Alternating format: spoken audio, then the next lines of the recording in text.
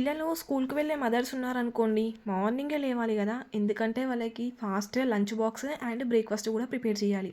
అలా అయితేనే కరెక్ట్ టైమింగ్‌కి స్కూల్‌కి పంపియచ్చు. మనం నిమ్మలంగా లేసినామనుకోండి, పిల్లలకి స్కూల్‌కి లేట్ అయితది. వ్యాన్ గానీ, ఆటో గానీ మిస్ అయిపోయిందనుకోండి, ఖతం. ఆ రోజు ఇంటి దగ్గరనే ఉంటారు. ఆళ్ళు ఇంటి దగ్గర ఉండడేమో గానీ, మనల్ని చంపక తింటారు గదా! సో, అందుకే స్కూల్‌కి వెళ్ళే కిడ్స్ ఎవరైనా ఉంటే ఆ మదర్స్ మార్నింగే లేవాలి. నైట్ నుంచే ప్రిపేర్ కావాలాళ్ళు. అమ్మ రేపు మార్నింగ్ ఏం కర్రీ ప్రిపేర్ చేయాలి? ఏం బ్రేక్‌ఫాస్ట్ చేయాలి? ఎప్పుడు లేవాలి అని కదా! రోజు లేస్తుంటే అదే అలవాటైతది గానీ, ఒక్కొక్కసారి ఎందుకో మార్నింగే లేవబుద్ధి కాదు గదా! సో, ఫస్ట్ మార్నింగ్ లేచి రైస్ కడిగేసి పెట్టుకున్నాను నేను. మా పిల్లలకి ఎగ్జామ్స్ అవుతున్నాయని చెప్పేసి లేపడానికి వెళ్ళాను. లే మిల్లి, మిల్లి ఎగ్జామ్స్ ఉన్నాయి. తెలుగు ఎగ్జామ్ చదువుకుందా? లే.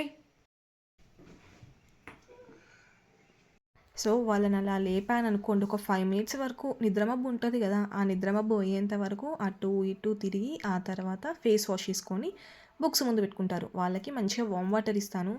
మా బాబుకైతే ప్రతిసారి నోట్లో ఇలా పొక్కులొస్తాయండి. ఎక్కువ స్పైసీగా తినడు. దాని వల్లనా, లేకపోతే బాడీలో ఏమైనా విటమిన్స్ తక్కువ అవ్వడం వల్లనా, ఎప్పుడు అబ్బా! అవొచ్చినప్పుడైతే నాకే చుక్కలు కనిపిస్తాయి. వాడెలా భరిస్తాడో ఏమో! ఎందుకంటే పిల్లలు ఎక్కువ స్పైసీగా తిన్నారనుకోండి, అసలు ఏ పొక్కులు ఏం కావు. పిల్లలు స్పైసీగా తినకుండా ఈ వెజిటబుల్ వద్దు, ఆ వెజిటబుల్ వద్దు అని అంటూ ఉంటే బాడీలో ఇలాంటివి చిన్న చిన్నవి వస్తూనే ఉంటాయి. మా బాబుకేందో గానీ తింటాడు బాగానే వెజిటేబుల్స్ అన్నీ కానీ లైట్‌గా తింటాడు కర్రీ. ఎక్కువ తిక్కుగా కలుపుకోడు. అదేంటో గానీ మా అన్నయ్య చిన్నగున్నప్పుడు మా అన్నయ్యకి కూడా చాలా వచ్చేది పొక్కులు నోట్లో. అలా వచ్చినప్పుడు అది హీట్ వల్ల అని చెప్పేది. బట్ సేమ్ అలానే మా బాబుకి కూడా మంత్‌లో, 2 మంత్స్‌లో ఒకసారి కంపల్సరీ వస్తూనే ఉంటాయి. అవి తగ్గడానికని హాస్పిటల్‌కి వెళ్తే డాక్టర్ ఏం చెప్పారంటే, రెబోఫ్లెక్సిన్ టాబ్లెట్ వాడండి. అలాగే బాయిల్డ్ ఎగ్ ఇవ్వండి. రోజు స్పైసీగా కాకుండా కొంచెం లైట్‌గా ఇవ్వండి. ఏదైనా ఇస్తే అని చెప్పారు. బట్ మనకేమనిపిస్తది చెప్పండి? కొంచెం కారం తగిలితేనైనా తొందరగా తగ్గిపోతుందేమో అని అనిపిస్తది గానీ, తింటూ ఉన్నప్పుడు ఆ కారం తగిలిందనుకోండి ఆ పొక్కుకి, అబ్బా! కండ్లలో నుంచి వాటర్ కారడం ఒక్కటే తక్కువుంటది తెలుసా? పిల్లలు ఎలా భరిస్తారో ఏమో ఆ పెయిన్‌ని గానీ, బట్ నేను డైలీ బాయిల్డ్ ఎగ్ పెడతాను గానీ, మా బాబు ఎక్కువ కారం తినడు. అండ్ అంత స్పైసీగా కూడా నేను ప్రిపేర్ చేయను గానీ, ఆ చేసిన కర్రీ కూడా లైట్‌గా కలుపుకొని తింటాడు. దాని వల్లనా, దేని వల్లనా నాకైతే అర్థం కావట్లేదు. మా అన్నయ్యకైతే ఒక 15, 16 ఇయర్స్ వచ్చేంత వరకు కూడా కంటిన్యూగా వస్తూనే ఉండే. బట్ మా బాబుకి ఎప్పటి వరకు తగ్గుతాయో కూడా నాకు అర్థం కావట్లేదు. ఇప్పుడిప్పుడు మా అన్నయ్యకి తగ్గాయి. బట్ ఈ పొక్కులొచ్చినప్పుడు ఏంటంటే అలోవెరా తిన్నామనుకోండి, అది కూల్‌నెస్ గదా! అది తీసుకోవడం వల్ల హీట్ అనేది తగ్గిపోతుందంట. అలా గూడా తినిపిస్తున్నామండి అలోవెరా. బట్ తనకి మాత్రం అస్సలు తగ్గట్లేవు. ఇలా వస్తూనే ఉంటాయి. లీఫ్ కర్రీస్ గూడా పెట్టాలంట. అలా గూడా పెడుతున్నాము. చూడండి మార్నింగ్ ఇంకా తెల్లవారలేదు.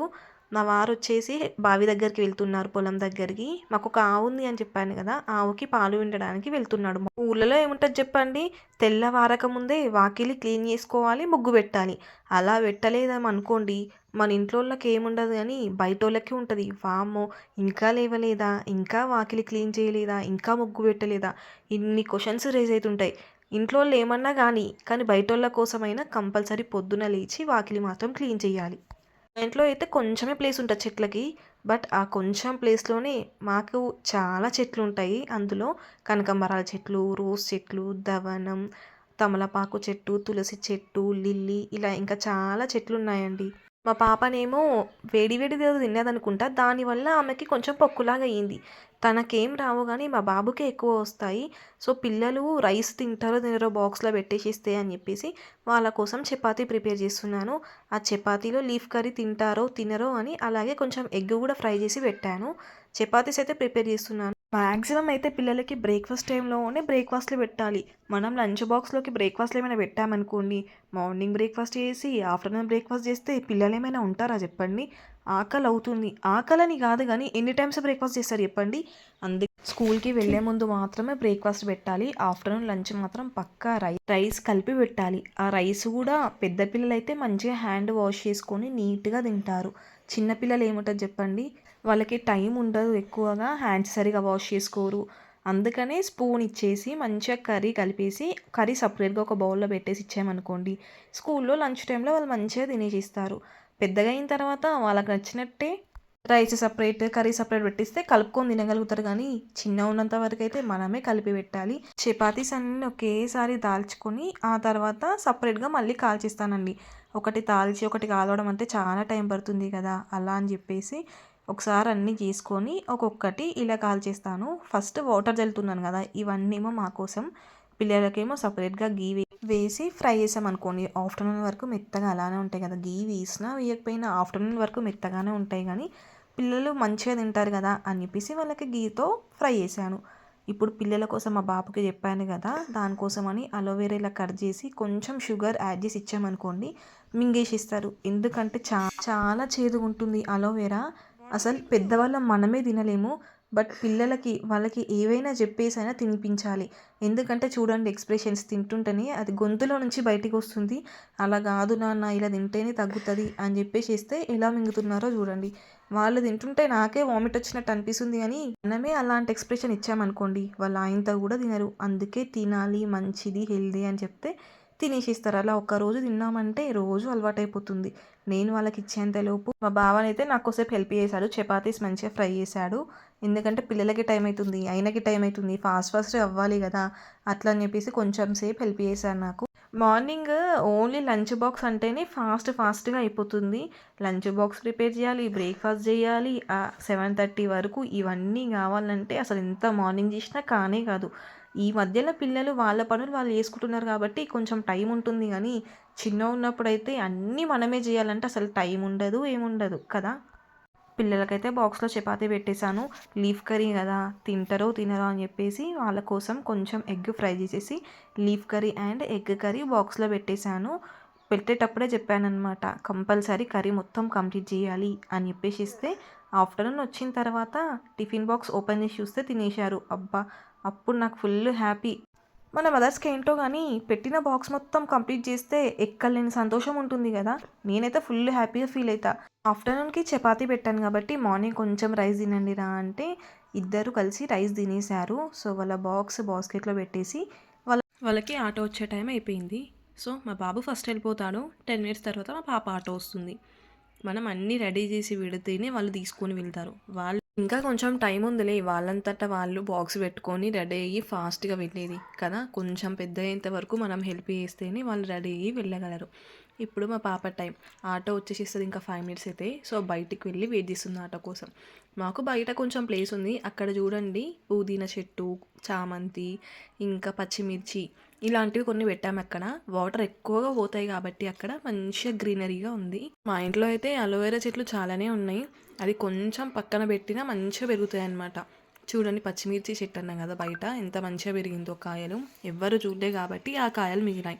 ఎవరైనా చూసిరనుకోండి బయట ఇవ్వలేకపోతే తెంపుకొని వెళ్ళిపోతారు కదా. మా పాప ఆటో వచ్చేసింది, తను కూడా వెళ్ళిపోతుంది. తను ఉన్నంత వరకు, పిల్లలు ఉన్నంత వరకు కొంచెం కొంచెం స్లోగా అవుతుంది పని. అదే వాళ్ళు వెళ్ళారనుకోండి ఫాస్ట్గా చేసుకోవచ్చు కదా. వాళ్ళు వెళ్ళేంత వరకు ఒకలాగుంటే వాళ్ళు వెళ్ళిన తర్వాత ఇంకొకలాగా ఉంటుంది కదా వర్క్. ఒకలాగా ఇంకొకలాగా అంటే వాళ్ళు ఉన్నంతసేపు ఫాస్ట్గా వాళ్ళని స్కూల్కి పంపించేయాలి అని ఉంటుంది. వాళ్ళు పోయిన తర్వాత ఇంట్లో పని అంతా ఫాస్ట్గా చేసుకోవాలి అని ఉంటుంది కదా. మీకు ఒక విషయం తెలుసా, వాటర్లో సాల్ట్, కొంచెం పసుపు, అలాగే లిక్విడ్ వేసి క్లీన్ చేసామనుకోండి ఇంట్లో ఉన్న నెగిటివిటీ అంతా పోతుందంట.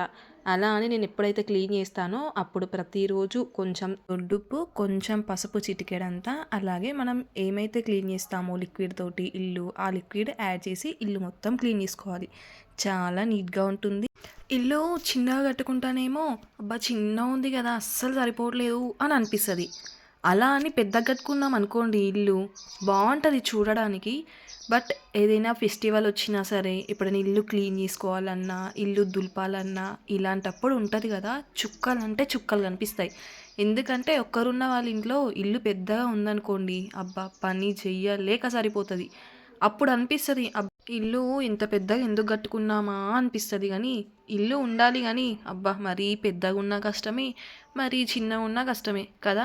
ఆడవాళ్ళకే తెలుస్తుంది ఆ బాధ, ఎందుకంటే పని చేసేటప్పుడు తెలుస్తుంది కదా. లేని వాళ్ళకేమో లేదు అని అనిపిస్తుంది, ఉన్న వాళ్ళకేమో ఇదంతానా అనిపిస్తుంది. ఎందుకో అసలు దీంతో సాటిస్ఫైడ్ కాలేము కదా. బట్ ఉన్న దాంట్లో సాటిస్ఫైడ్ అయితేనే కదా మనం హ్యాపీగా ఉండేది.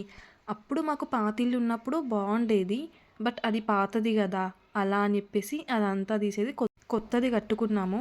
బట్ ఐడియా లేకుండా ఇలా పెద్దగా కట్టేసాం గానీ, కొంచెం ఆలోచించి కట్టుంటే, కొంచెం చిన్నగా కట్టుకుంటే బాగుండేది. బట్ మాదైతే పెద్ద ఫ్యామిలీయే. మా అత్త వాళ్ళది పెద్ద ఫ్యామిలీయే. మా అమ్మ వాళ్ళది కూడా పెద్ద ఫ్యామిలీయే. ఏదైనా ఫంక్షన్స్ కానీ, ఏమైనా అయినా మంచిగా యూజ్ అవుతుంది కదా అనేసి ఆలోచించి అలా కట్టుకున్నాం గానీ, ఇప్పటి రోజులలో ఏదైనా ఫంక్షన్ అయినా, ఏమైనా పండుగ అయినా రిలేటివ్స్ వచ్చి ఉంటున్నారా చెప్పండి? మన ఇంట్లో వాళ్ళు తప్ప. మన రిలేటివ్స్ ఎవరైనా ఉంటే ఆ రోజు వచ్చేసి ఆ రోజే వెళ్తున్నారు. అంతే తప్ప గానీ ఒక 2 డేస్, 1 డే స్టే చేస్తున్నారా? అలా ఎవ్వరు ఉండట్లేరు కదా!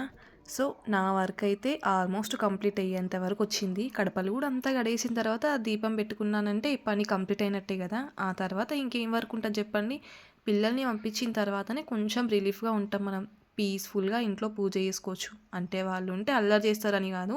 హడావిడి, హడావిడి ఉంటుంది కదా! వాళ్ళని స్కూల్‌కి పంపించాలని. అప్పుడు మనం పూజ పీస్‌ఫుల్‌గా చేసుకోలేము. వాళ్ళు స్కూల్‌కి వెళ్లారంటే ఆ తర్వాత ఎక్కువ సేపైనా మనం పూజ గదిలో ఉండొచ్చు కదా! అట్లా అని చెప్తున్నాను నేను. మీకు కూడా ఇదొక హ్యాబిట్ ఉందా? నేను పూజ చేసేటప్పుడైనా, ఇంకేదైనా పని చేసేటప్పుడైనా కంపల్సరీ సాంగ్స్ పెట్టుకొని మరీ వర్క్ చేసుకుంటా. పూజ చేసేటప్పుడైతే దేవుని పాటలు వింటూ పూజ చేసుకుంటాను. నాకేమైనా శ్లోకాలొస్తే అవి చదివేసి ఆ తర్వాత సాంగ్స్ వినుకుంటూ పూజ చేసేస్తాను. మునులకు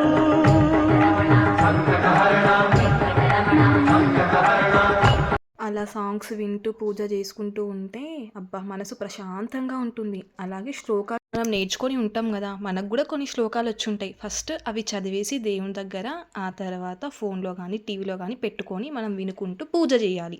అప్పుడు చాలా రిలీఫ్‌గా ఉంటుంది. మీరెలా జేస్తారో పూజ కామెంట్ జేయండి. నా పూజా విధానం అయితే ఇలా ఉంటుంది. మీకు ఒకవేళ ఈ వీడియో నచ్చిందనుకుంటున్నాను. లాస్ట్ వరకు చూశారు గదా! వీడియో గనుక నచ్చినట్టయితే ఒక్క లైక్ ఇవ్వచ్చు కదా! అలాగే సబ్స్క్రైబ్ చేసుకోవడం మర్చిపోకండి. Thank you for watching.